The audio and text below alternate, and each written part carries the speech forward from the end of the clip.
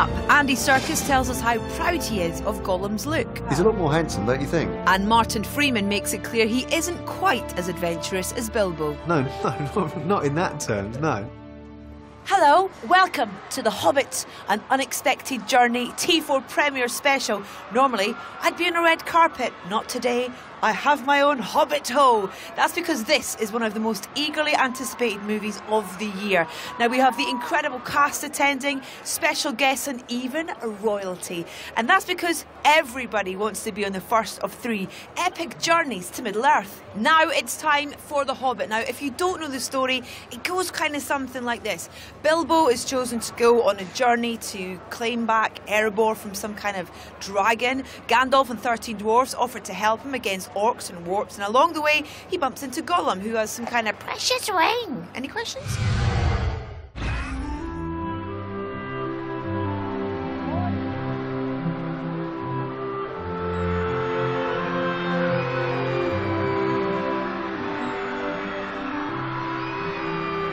It's the man of the moment. You might have seen his face around Leicester Square just briefly. It's Martin Freeman, his lovely wife Amanda. How are you both? Yeah, very well. Used to this kind of stepping out of the car and it being like a gazillion people? No, not quite. It takes a little bit of getting used to. It's amazing. It's I've never known a reception like it. Sylvester, great to see you. What goes through your mind when you kind of step out the car to this reception for this film that you're part of? You know, kind of joyful madness.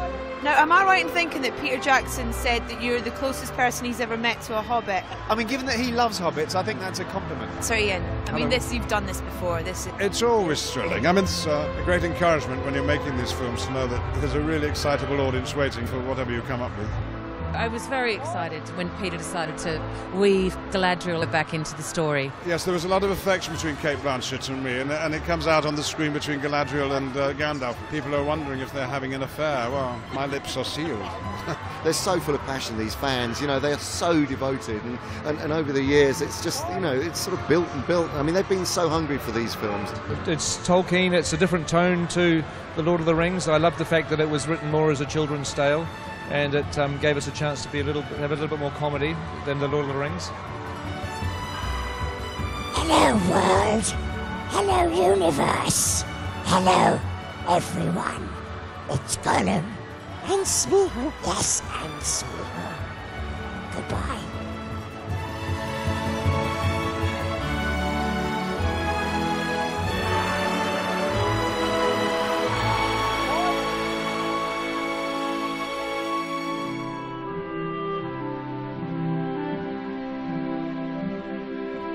The Hobbit is a story that is a more innocent story, if you like. We join Bilbo in this as the book The Hobbit does, as a kind of home-loving, fairly solitary, middle-aged hobbit. The Hobbit is an adventure story, and the person who goes on the adventure is the Hobbit. Bilbo Baggins. I'm looking for someone to share in an adventure. He's set in his ways, you know. He's got his routine and he likes it, and he sees no reason why it should be upset. Mr. Baggins? At your service. I can't just go running off into the blue. I am a Baggins of Bag End.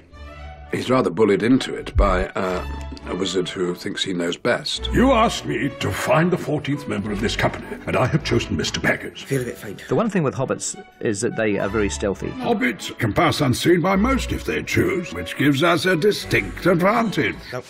You can't really say that Bilbo volunteers for the job of going on the quest. He sort of ends up on it despite his better instincts. Here, Mr. Bilbo, where are you off to? I'm going on an adventure! There is good and there is great evil in this story. It's timeless. A lot of the events of The Hobbit are actually setting up and establishing forces at work which are later going to be big players in The Lord of the Rings. Home is now behind me. The world is ahead. You'll have a tale or two to tell when you come back. Can you promise that I will come back? No. Now it's time we brought in everyone's favourite character, Gollum. We've actually got quite a lot in common. He likes riddles and games. I like riddles and games. He likes jewellery. I love jewellery. He likes to talk to the voices in his head and viewing people that he meets with murderous intent. That is where the similarities end. Why don't we have a game of riddles? And if it loses, What then? If Baggins loses, we eats it whole. Fair enough. Andy, it's so great to see you back, and so great to see this terrifying but adorable character back as well. He's a lot more handsome, don't you think? He's younger. He's younger, he's a bit more hot, you know. No. What is it about this character that people love? People adore Gollum. Well, it's strange, isn't it? Because he's not really, you know, you'd think that they'd hate him. Well, I think that's the thing, is they do hate him and adore him, and they pity him, and they really genuinely kind of despise him, and then will laugh at him. And I think he's so flawed and so screwed up and so human. And I think that's why they do, you know. Do you love playing him? I love it. Yeah, he's a great character. Gollum loves a riddle. I've got one for you. Can you just I'm the one? so bad at riddles. It's easy. This is easy. What has 2 legs and flies, yet never moves? A what? A pair of trousers. Yes. Thank you. I'm a hobbit from the Shire. Oh, we like goblins, bats and fishes, but we hasn't tried hobbits before. But it's not just Bilbo Baggins and dwarves who have made an epic journey. Fans have travelled from all over the world to be here at the UK premiere in the hope of hobnobbing with a hobbit, gabbing with a goblin, or talking with an orc. Where have you come from? Austria. All the way to see this? I'm studying here, but yes, I would have come anyway. Where are you from? I'm from New Brunswick, Canada. Poland. Japan. Crikey! Colombia. Whoa! Is Tolkien's work big in Colombia? Yeah, we're really big fans of Colombia. Are you a big fan of Tolkien's work? Oh God, I love his work. It transports you to another world, and I just love the adventure element of it. It's just amazing how they are written. I really love them. He has all this universe in his head and all these languages and all these many different characters. It's amazing. I just love it. I absolutely love it. I loved it that much. What have you got here? I got the Hobbit book. That is in Polish, but hopefully I'm going to get the autograph. What's your favourite characters in the book? Gandalf. Gandalf, of course. You shall not pass. Samwise Gamgee is my favourite from Lord of the Rings. And I really like Bilbo. Bilbo. We all have a little bit of Bilbo in us. I think so, yeah. I think he's just your everyman, and that's why he's so great. What about poor Thorin or some of the dwarves? They're nice, yeah, but Gandalf rules. Yeah. Richard, what a transformation. I mean, crikey. Unrecognisable. I thought you were saying recognisable. Yeah. Thanks. How would you describe Thorin? I guess he's a hero, but he's flawed. He has an anxiety in him as to whether he's good enough to take these dwarves on a quest. And he's been bequeathed a revenge story from his grandfather and his father, so he has to kind of lead his people back to reclaim the kingdom that they've lost. We were told by some of your fellow dwarfs that there was a pretty intense dwarf training academy. Yeah. Involved. Boot camp. Yeah. Yes, and we wore boots, and Martin Freeman described it as being quite camp. So yes, he hit the nail on the head. But Terry Notary, he always described the dwarves as having balls of stone. So having that image in your head is a good way to start the day. And he worked with a weight belt, so we put a belt on and with a weight in that particular area, and we learned how to walk. So it was a very crazy time. Cut the ropes!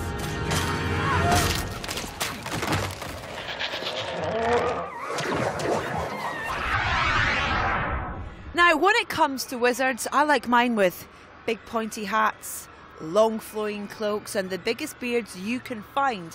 Thankfully, Gandalf ticks all my boxes when it comes to wizardly necessities. Mithrandir, why the halfling?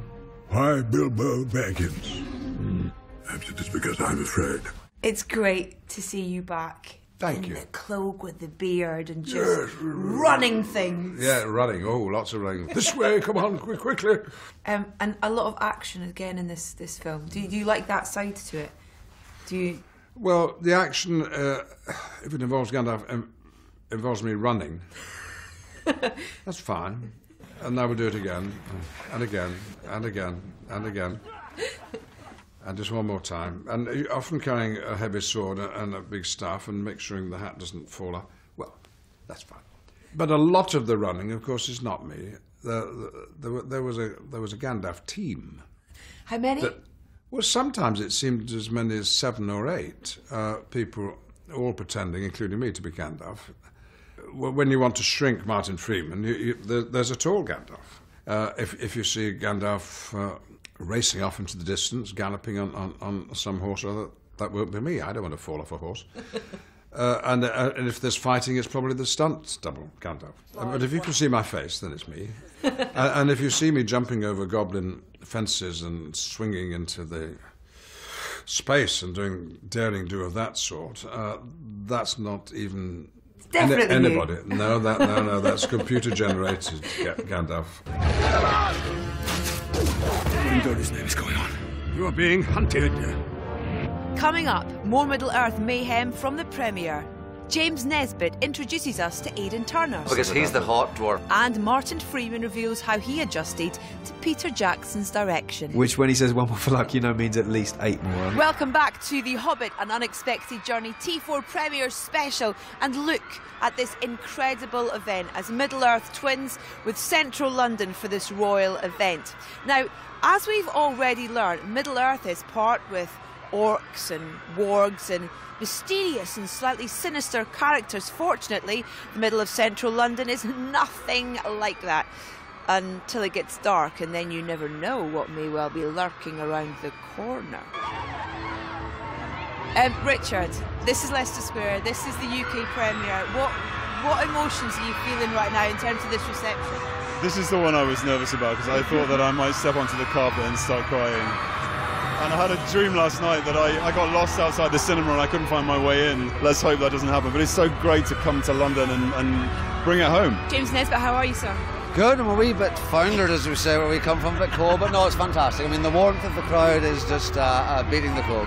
I mean, I don't have this outside my house every day. I mean, maybe I should. And nice to see you all looking smart. No, I haven't put on a suit in a long time. I feel amazed. I'm going to do it more often. This is an actual bow tie. If it comes undone, I'll never be able to put it on again. What's great about the dwarfs is that each one has their own individual characteristic. How would you describe your character? I think he sort of idolises Thorin and tries to be brave and courageous like his uncle, you know. I would say Buffer's quite childlike and playful. He's funny and brave.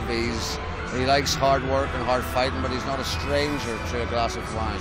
Dwalin's characteristics, well, he's kind of like a Hell's Angel with axes, really. To be honest, he's probably more interested in food than the actual journey. If he doesn't eat, he gets a bit grumpy. How many of your fellow dwarfs' names can you remember? Oh, God, I knew you were going to say that. I mean, you're the king, you surely got to remember the dwarfs' names. Well, let me see. Wingloin, Dwalin, Balin, Biffa Boffa Bomber, Philly Killy, Dori Nori Ori, and Thorin. Amazing. Amazing! If this is some clothead's idea of a joke, I can only say it's in very poor taste. For fans of Tolkien in general, I think it's just going to get people really excited. You can imagine anything in your mind now. You can shut your eyes and imagine anything visually, and you can put that on screen. The trick is that what is an interpretation of Tolkien, I mean, it's always going to be very personal, so I try to make the movie that I'd like to see. I've been asked by so many people about, what it feels like to be back or to have been asked to come back, and it's just it's a total thrill. It's an amazing thing to be able to return to something that was begun 12 years ago. And it still smells of trouble. Everybody that we asked to come back said yes, which was great. If Ian McKellen, for whatever reason, had said, listen, I've done Gandalf once, I don't want to do him again, I would never have made the film. I mean, I couldn't have directed the film with somebody else playing Gandalf. It would have broken my heart. How's that look? The casting of Bilbo was absolutely essential because, if that character didn't work, the film wasn't going to work. I mean, it was the most important piece of casting. And we always wanted Martin Freeman. It was something about Martin that we thought captured the essence of Bilbo. It's the fact that he's a great dramatic actor, but he has that brilliant comic timing. We needed someone that could do both. One of the scary things about adapting The Hobbit is the fact there's 13 dwarves is really the bulk of your cast. And differentiating those characters was important. What happens when the pubs open when dwarves are around? Each of these dwarves have a role to play in the story. It was very important to us that we were able to give them their own personalities. Don't like green food. Have they got any chips? The visual effects on The Hobbit have certainly advanced a lot in the 10 years since we did The Lord of the Rings. You know, I always had a desire to want to do digital orcs and goblins back in the Lord of the Rings days, but it wasn't practical. We did Gollum as a digital character, and in a way that was, you know, groundbreaking at that time. But the last 10 years, things have advanced so quickly, and we have completely digital characters now all over the place. The misty mountains cold. I think you're going to see things that you've never seen before in film. I think you're going to believe in the characters. I think you'll go through heartache and horror, through wonder and majesty. The sense of awe you had as a child at things, and I think hopefully you will leave with that awe firmly in place. Now, Bilbo sets off with 13 dwarfs. Thorin, Balin, Dwalin, Bifur, Bofur, Killy, Filly. Who is naming these dwarfs? The Beckhams? Bilbo, allow me to introduce Fili, Kili, Owen, Loin, Dwalin, Balin, Bifur, Bofur, Bombur, Dori, Ori, and the leader of our company, Thorin Oakenshield. James Aiden, congratulations on this. Am I right in thinking that there was an element of dwarf boot camp involved in... There was a lot of preparation for this. We had there was movement classes and dialect coaching and singing lessons and sword fighting, horse riding, stunts. You know, and what an incredible luxury to be afforded that. You know, I mean, that's one of the great things with Pete. I mean, he realised that, you know, this wasn't just another job. This was a lifestyle change, and so as the 13 dwarves go on a journey, so 13 actors are going on a journey. So we had a lot of time to kind of prepare for that, which was great. And to bond and stuff. Yeah. And I imagine with that, there's a lot of on-set kind of jiggery-pokery and fun and taking the mick. And all. Well, by the time what was good about that is by the time you get to start filming, you're sort of hitting the ground running, you know. And I mean, some of them you want to embrace, some of them you want to hit. But and our first scene was actually in Bag End, where we're wearing these huge costumes and all that in this tiny little set. So it was challenging, but ultimately very rewarding. And quite specific and unique is probably the word I'd use to describe your outfits. Yeah, I mean, I got away with a lot. Some of you were wearing a hat for a long time. Well, because he's the hot dwarf, so he gets to wear very... Yeah, I didn't overheat so much. A lot of the guys had to wear these cooling vests under the costume as well and plug themselves into an ice box, and it runs cold water on their body. And the guy that plays my brother, Hunter. Bomber, Stephen Hunter, you know, the huge one, he... That's ridiculous. I mean, he would sweat in a fridge, to tell you the truth, but I know he struggled now. And in that whole process of, you know, how a film like this works, a lot of it green screen and that kind of thing, is, I guess, being in those costumes almost helps create that world around you as well, when a lot of it's not there. Yeah, I know. I don't know if the costumes help so much to create that world, but you kind of just get into it and get used to it. I mean, when action is called, you kind of just have the other person there, and you kind of just have to look into their eyes and do it. I mean, I don't know if I got distracted so much. I know, but also you'd be surprised we didn't do that much green screen, no. because there's like 6 or 7 studios there, so they just built the sets constantly. The sets are truly extraordinary, you know. But also we got used to recognising each other as the characters. At the end of the day, because often you would just disappear. So when you saw them like this, you'd think, who's that again? It was more unusual to see them, you know, living ordinary. Right. Hours in makeup then? I was a few now. Well, he was very lucky. 25 minutes. Oh man! Yeah, for the nose, Easy little job, prosthetic nose. Unbelievable. Why mess with it? You No, know? I was in there for a while. You were. You know, but you get used to it. You just get up 4 in the morning, you go and you sleep, you wake up. You go into the makeup truck looking like George Clooney, and you come out looking like Beaufort. Now, our Hobbit Bilbo, well, he's a homely, simple kind of guy who really didn't want to go on an unexpected journey in the first place. But if Gandalf's gamble pays off, it'll make him a man, albeit a teeny tiny little man with pointy ears and hairy feet. My name is Bilbo Baggins. Bagginses. What is Bagginses, precious? So we know Bilbo is an old man, and you get the chance to show us him as a young man. How would you describe him in that younger phase? I suppose before he goes on the journey, we join him at a time in his life where he's very comfortable and very set, I guess. You know, he's set in Hobbiton. He's never been outside the Shire. He's book smart, and he's interested in the world via reading about it, but he hasn't been anywhere. He hasn't actually sort of met anyone, really. That's where he really learns about other stuff about himself and other stuff about how the rest of the world works. You know, there's a great line where Gandalf says, "The world's out there, it's not in your books," and that's, you know, and he has to go out there to really find that. Are you an adventurous person? If a stranger knocked on your door and was like, hey, come on, let's go on an adventure? No, probably not. No, not in that terms. No, I don't think so. But then I think I know literally nobody else who would either. I mean, if a stranger said, come on an adventure, that we'd probably be calling the police, you know, getting someone sectioned. Yeah. Because, I've heard that Peter has this thing where he has this very nice way of getting people to do another take of one more for luck. Yeah, one more for luck. One more for luck. Which, when he says one more for luck, you know, means at least 8 more. I mean, and sometimes...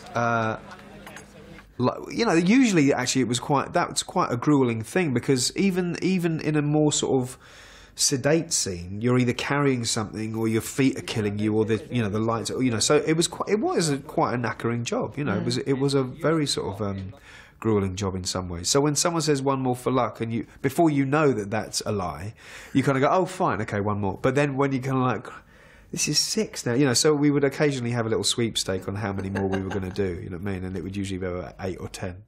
We know safe paths for hobbitses. Safe paths in the dark. Shut up! I didn't say anything. I wasn't talking to you. And that is all we have time for from The Hobbit, An Unexpected Journey T4 Premiere Special. But before we go, I'd quite like a Middle-earth name. What do you think it should be? Fetty Bulger. Betty Butterbuttocks. Idicha. It would probably be Idicha Bowman. I think I'll stick with Edith, if that's all right. See ya.